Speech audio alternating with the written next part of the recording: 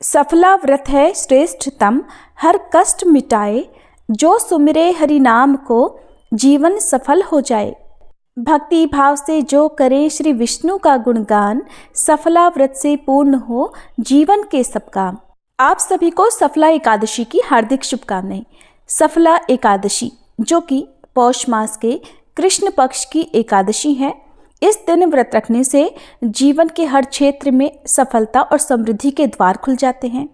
इस व्रत को जीवन में शुभ फल प्राप्त करने, पापों से मुक्ति पाने और आत्मिक शांति के लिए विशेष रूप से रखा जाता है।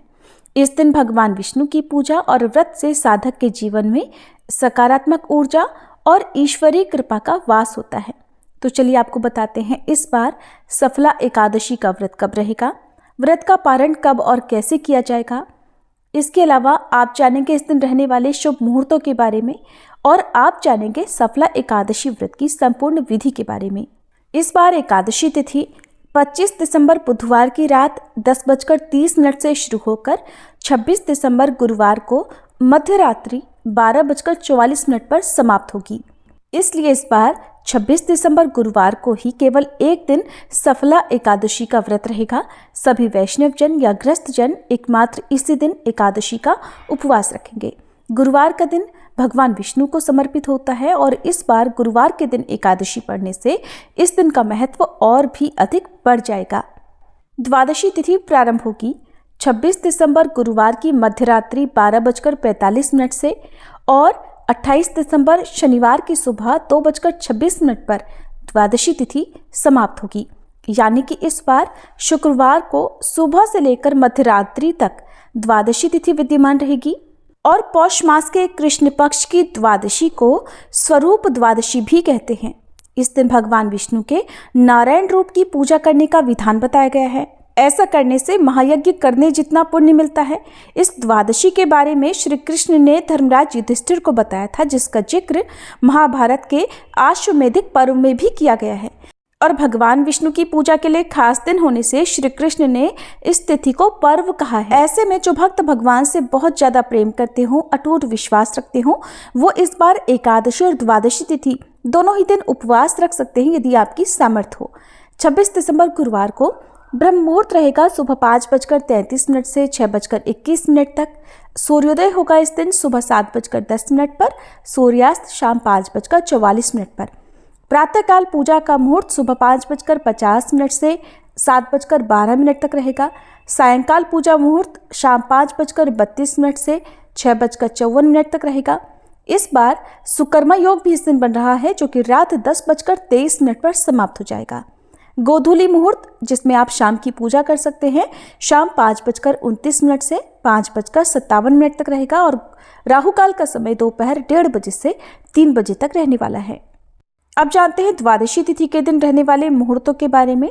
तो 27 दिसंबर शुक्रवार को सूर्योदय होगा सुबह 7:10 पर, सूर्यास्त शाम 5:45 पर होगा। ब्रह्म मुहूर्त सुबह 5:34 से 6:22 तक। प्रातःकाल पूजा का मुहूर्त रहेगा सुबह 5:50 से 7:12 तक।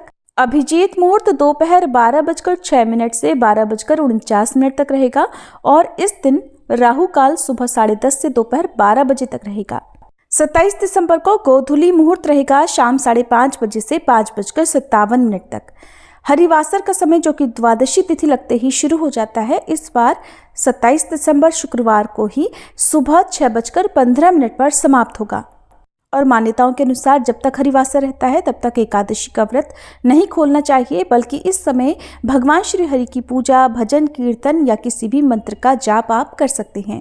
सफला एकादशी व्रत खोला जाएगा 27 दिसंबर शुक्रवार को सुबह 7:10 से 9:50 के बीच में। सफला एकादशी खर मास में पड़ने वाली पहली एकादशी और अंग्रेजी कैलेंडर के अनुसार साल की अंतिम एकादशी होती है।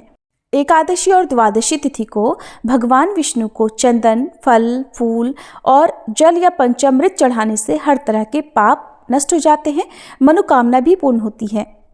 स्कंद पुराण के अनुसार हर महीने की एकादशी और द्वादशी तिथि पर शंख में दूध और गंगाजल मिलाकर भगवान विष्णु या श्री कृष्ण की मूर्ति का अभिषेक करना चाहिए। इसके बाद पूजन सामग्री और फिर तुलसी पत्र चढ़ाएं। पूजा में भगवान विष्णु को मौसमी फल अर्पित करने के साथ ही तुलसी के पत्ते का भोग भी अवश्य लगाएं। एकादशी के दिन व्रत रखकर अगले दिन शुभ मुहूर्त में व्रत का पारण करने से ही व्रत का पूर्ण फल मिलता है। एकादशी के व्रत में चावल खाना वर्जित माना गया है। वहीं जो भक्त एकादशी का उपवास रखने में समर्थ ना हो, वे केवल भक्ति भाव से भगवान का पूजन करके और चावल का त्याग करके भगवान को समर्पित व्रत की कथा श्रवण करके भी व्रत का पूर्ण फल प्राप्त कर सकते हैं। यदि आप भी अपने कार्यों में सफलता प्राप्त करना चाहते हैं तो आपको भी इस बार सफला एकादशी का उपवास अवश्य रखना चाहिए।